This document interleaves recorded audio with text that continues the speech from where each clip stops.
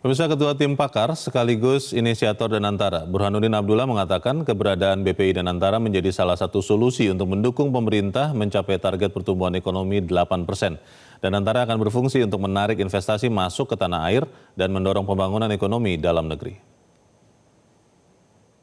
Keberadaan Danantara adalah satu prasyarat untuk mencoba mencari financing bagi pertumbuhan perekonomian kita. Kita tahu bahwa sumber-sumber pertumbuhan kita ada dari konsumsi, ada dari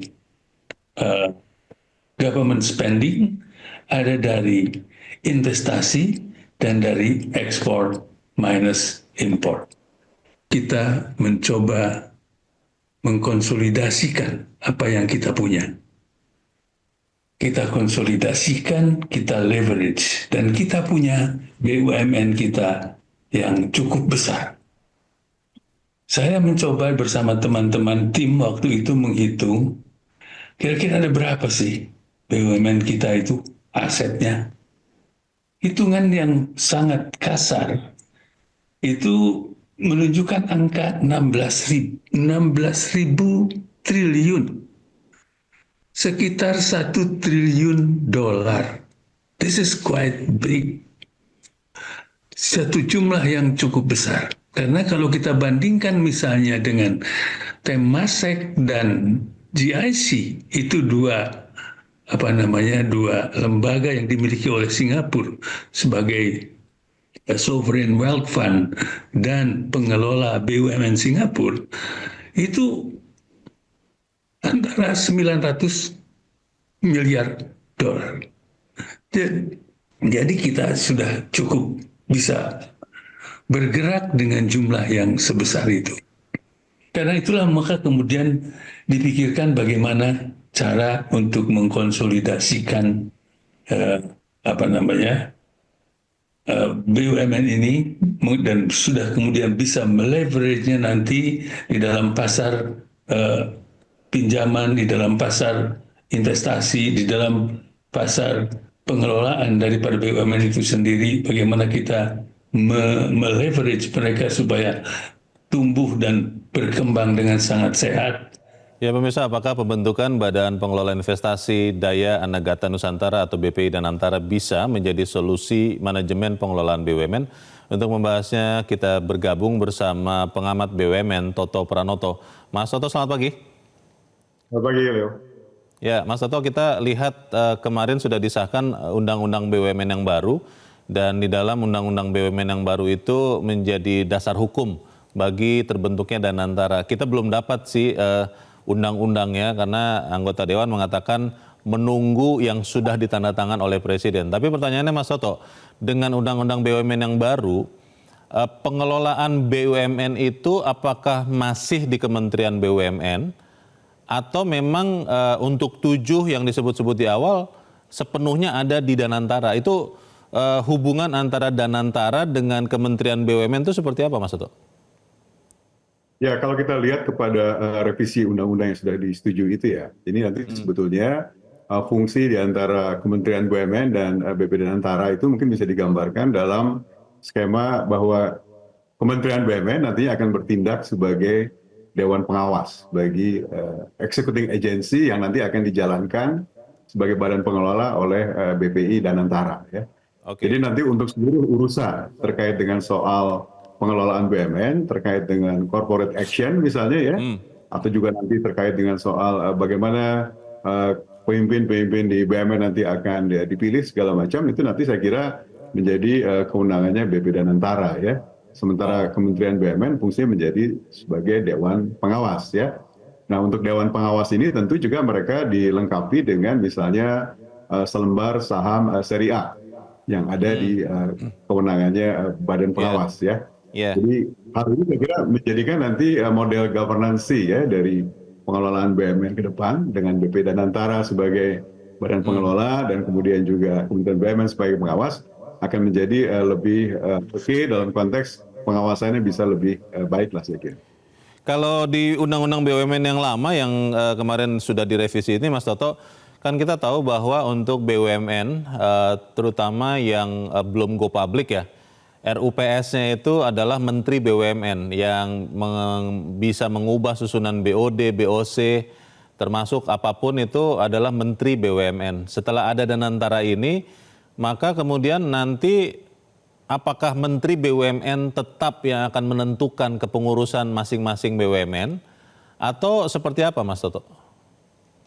Jadi kalau udah baca undang-undangnya ya, yang dibahas juga di DPR waktu itu, jadi nanti terkait dengan soal corporate action semacam ini, tentu itu nanti menjadi kewenangan ya dari BP Danantara.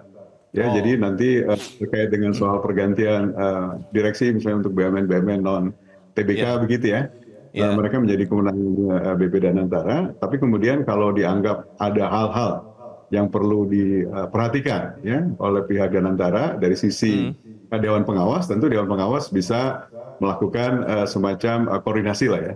Sehingga nanti kalau misalnya titik temunya misalnya sulit untuk didapatkan, ya saya kira sesuai dengan kewenangan yang dimiliki oleh Dewan Pengawas, Kementerian BUMN dalam hal ini, ya tentu mereka bisa mengeksekusi saham syariah ya. Nah, Danantara ini nanti hanya akan menjalankan 7 BUMN saja, atau memang nanti seratusan lebih atau sekian ya BUMN yang lain juga akan diatur oleh Danantara atau seperti apa, Mas Toto? Kalau melihat kepada isi dari undang-undang tadi ya, sebetulnya nantinya akan menjadi seluruh BUMN itu menjadi tanggung jawab di bawah kelolaan BP Danantara ya. Memang yang 7 BUMN pertama itu menjadi prioritas saya kira dalam jangka pendek ini untuk segera di handover pengelolaannya ke BP Danantara, tapi nanti dalam jangka panjang saya kira seluruhnya ya akan menjadi di bawah pengelolaan BP Danantara. Jadi untuk hal ini seluruhnya menjadi kewenangannya BP Danantara untuk mengelola BUMN tadi. Danantara ini kan sovereign wealth fund ya, Mas Toto ya. Itu dana yang dipakai oleh pemerintah untuk kemudian mengembangbiakan dana ini, tujuannya untuk memperkuat ekonomi Indonesia.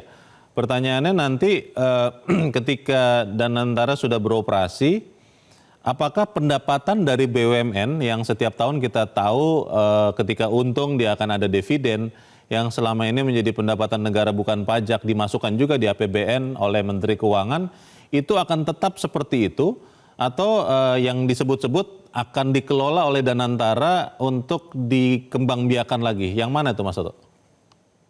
Ya menurut saya kalau membaca ya, menafsirkan isi undang-undang ini, nanti kan sebagai pengelola BUMN kan akan di bawah BP Danantara ya. Sehingga kemudian juga urusan terkait dengan bagaimana kemudian BUMN tadi bisa dibesarkan misalnya ya. Mereka akan membutuhkan juga biaya investasi besar, capex besar. Nah kira-kira sumber pendapatannya itu dari mana yang bisa dikelola oleh BP Danantara. Nah tentu salah satunya adalah dari berapa banyak mereka kemudian bisa mengenerate profit, kemudian itu dipakai juga sebagian untuk return earnings yang kemudian itu nanti bisa dipakai sebagai engine untuk bagaimana BUMN tadi itu bisa kemudian ekspansi begitu ya, membesarkan posisinya. Sehingga dalam konteks ini menurut saya memang sebaiknya sebagian besar keuntungan yang diperoleh oleh BUMN ini nanti akan bisa dikelola oleh BP Danantara sebagai bagian ya dalam rangka mereka juga bisa kemudian melakukan penambahan modal kepada BUMN tadi untuk bisa segera tumbuh ya. Tapi kalau kemudian misalnya pemerintah begitu ya, atau juga dengan bersama DPR menargetkan misalnya ada jumlah dividen yang perlu diberikan kepada negara sebagai bagian dari kewajiban Danantara, saya kira itu sesuai dengan kesepakatan yang ada sebetulnya antara pemerintah ya atau DPR dengan BP Danantara mengenai berapa target dividen yang mereka akan bisa terapkan di suatu periode tahun tertentu ya.